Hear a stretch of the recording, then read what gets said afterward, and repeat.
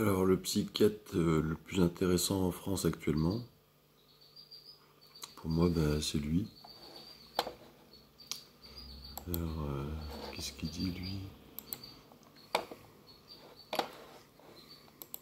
Si on a la chance, là, les jeunes ont la chance d'arriver aussi à un moment où il y a un tournant, à mon avis, du fait de l'accumulation des connaissances dans notre conception de ce que sont les maladies mentales.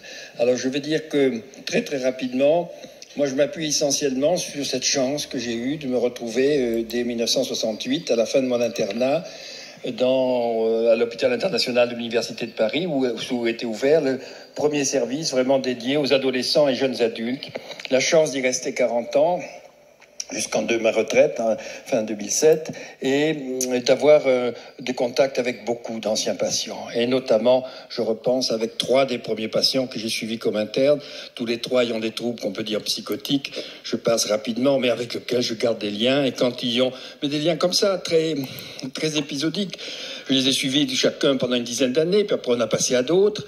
Et puis voilà, quand ils ont un enfant, quand ils ont des choses plus douloureuses, quand ils ont eh bien, on peut recevoir des nouvelles.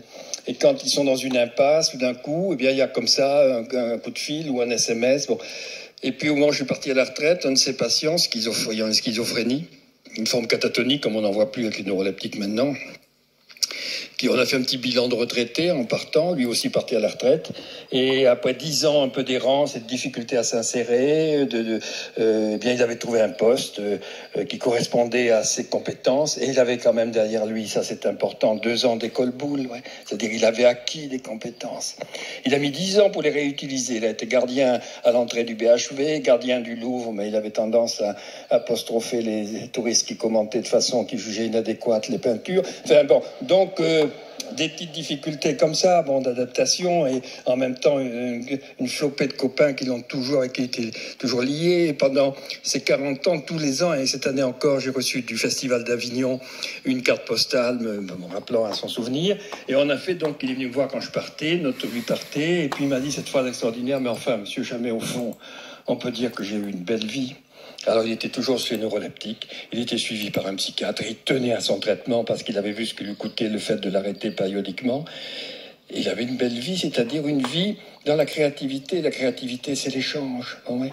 Donc c'est possible. Et puis vous avez cette fille qui a la voix extraordinaire, Amy, je ne sais pas pourquoi elle me frappe tellement, mais en fait c'est comme ça, Amy Whitehouse, là, qui a 27 ans, c'est bouillant, sans maladie particulière. Alors on va dire, oui, elle avait des troubles de la personnalité, d'accord, et des borderline peut-être, mais voilà, bousiller le cerveau à la drogue et à l'alcool, enfin c'est d'une tristesse infinie, c'est ce qu'elle voulait. Non.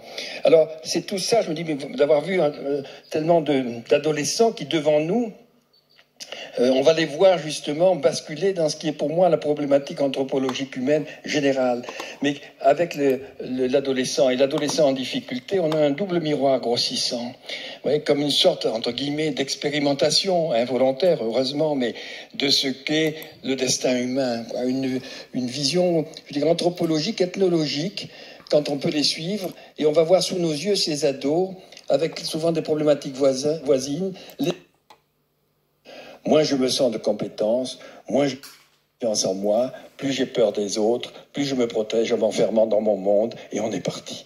Dans ce cercle vicieux qui est le suicide, c'est un moyen de tirer sa révérence. Et on dit, mais je sais pas, c'est moi, c'est pas moi, c'est plus fort. Terrible. Ça risque de ne pas revenir. Alors par contre, il y a une chose qu'on contrôle, c'est la destructivité. Oui, la vie, vous ne la contrôlez pas. Personne n'a pu se faire naître.